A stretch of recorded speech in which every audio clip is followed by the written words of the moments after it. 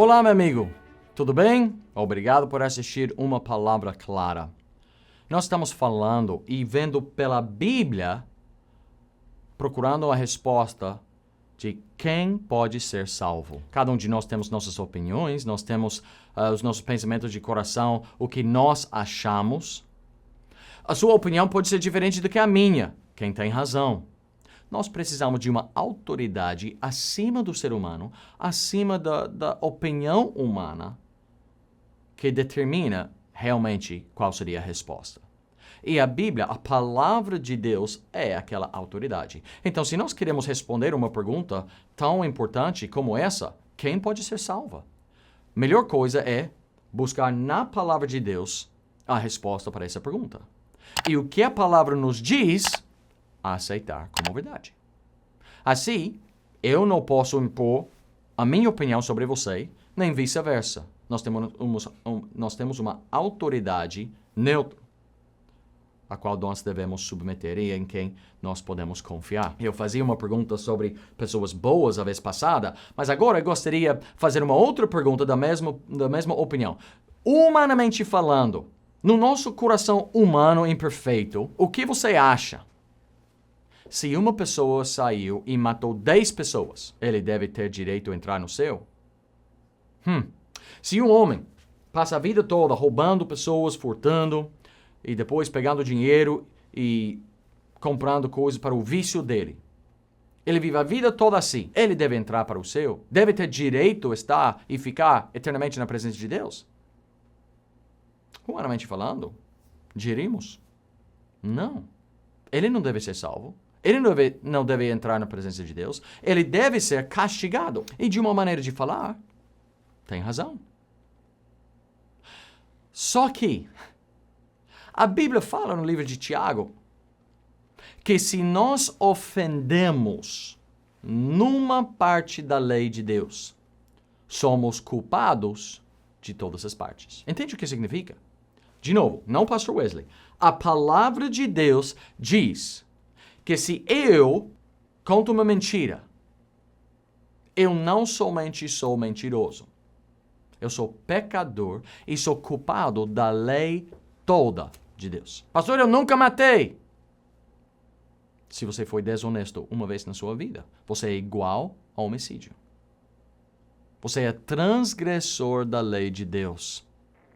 E a pergunta não é qual lei eu quebrei. O assunto é que eu desobedeci.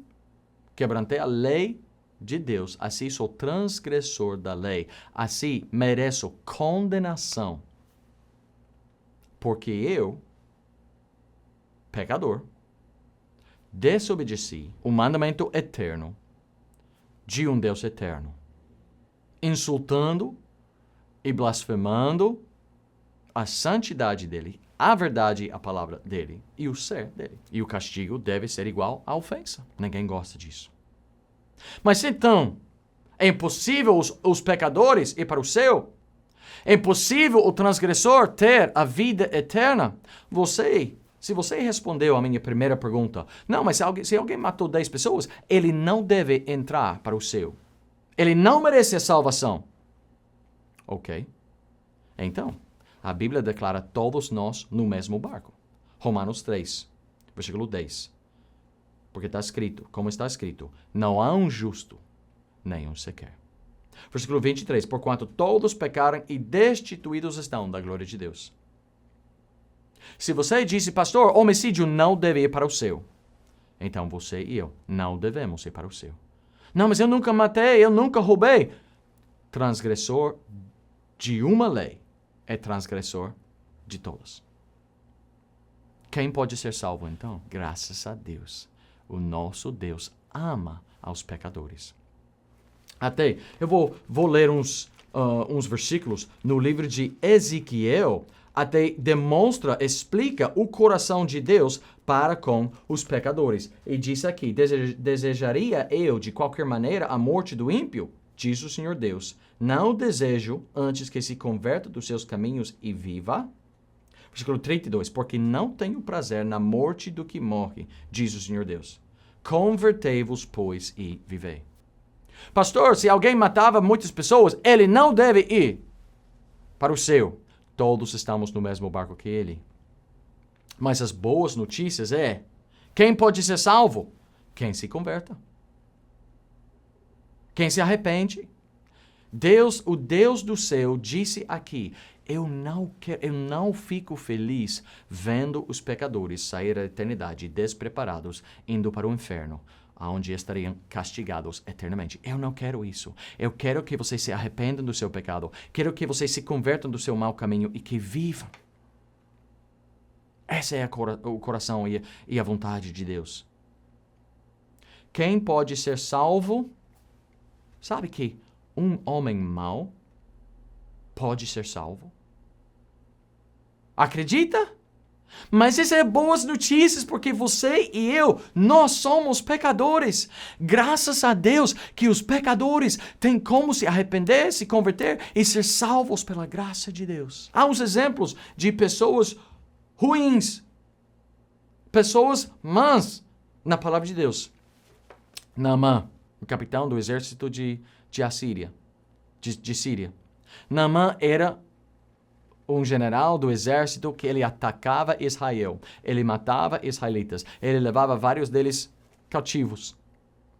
Ele era inimigo da nação de Israel. E ele era um homem violento. A fama dos sírios nesse tempo de guerra foram maus. Homens cruéis. E Naamã era o líder do exército cheio de homens cruéis. Mas ele adorava, ele era idólatro, como a nação de Assíria. Eles adoraram, serviram, buscaram deuses falsos. Mas quando ele, sendo leproso, foi curado pelo Deus de Israel, foi curado pelas instruções, seguindo as instruções do profeta Eliseu.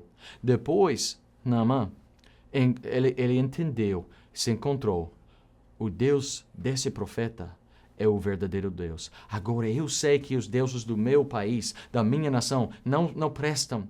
Agora eu entendo que são deuses falsos, que esses ídolos não têm poder, que essas imagens não façam nada e que nós adoramos uma mentira, algo que não existe. E agora eu sei quem é o verdadeiro Deus e eu adoro só a Ele e reconheço só a Ele. Esse homem cruel, esse homem violento, esse homem que era inimigo de Israel, saiu convertido no coração. Quem era o verdadeiro Deus? A quem ele deveria adorar. E o profeta falou com ele, vá em paz. Era um homem mau. Até ele encontrou o verdadeiro Deus e se converteu. E daí tudo mudou.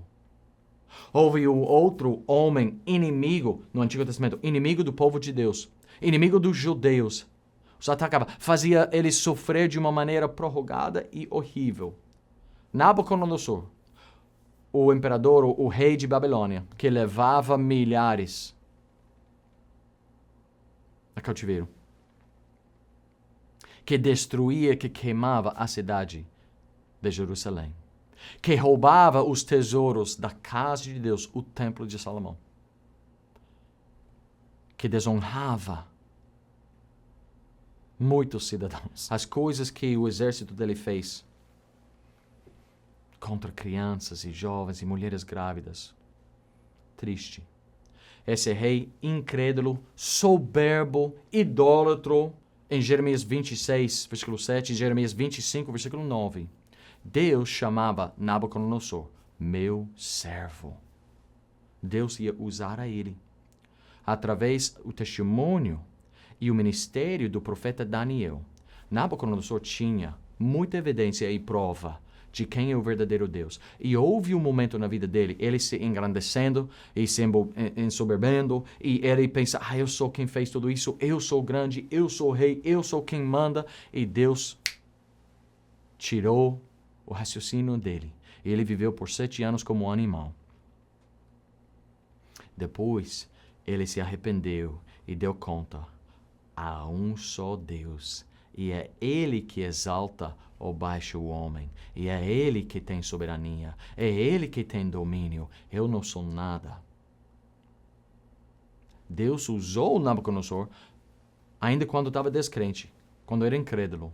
Mas depois, através da vida de Daniel interpretando os sonhos, Daniel tentando viver de uma maneira boa e sendo honesto, mantendo a integridade, confessando o verdadeiro Deus em cada oportunidade, em cada momento. Os seus 3 amigos também, que não adoraram aquela imagem do rei Nabucodonosor. E depois o rei viu eles quando jogou todos na fornalha ali.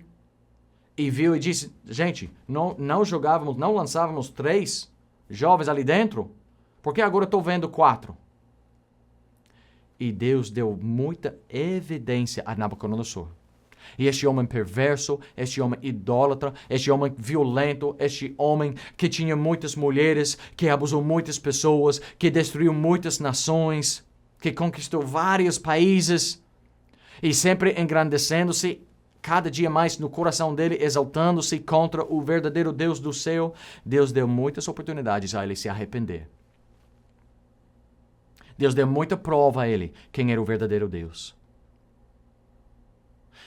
Até eventualmente, Deus dando mais uma oportunidade. Nabucodonosor, reconhece-me. Arrepende-se da sua soberba. Quem é realmente quem manda na terra? Olha para mim, Nabucodonosor. E Deus fazia tudo para chamar Nabucodonosor ao conhecimento e compreensão da verdade. E depois ele diz, agora eu entendo. E até um babilônio, descrente, incrédulo, perverso, poderia ter muitas oportunidades para se converter. Outro exemplo que é usado muito é o ladrão na cruz.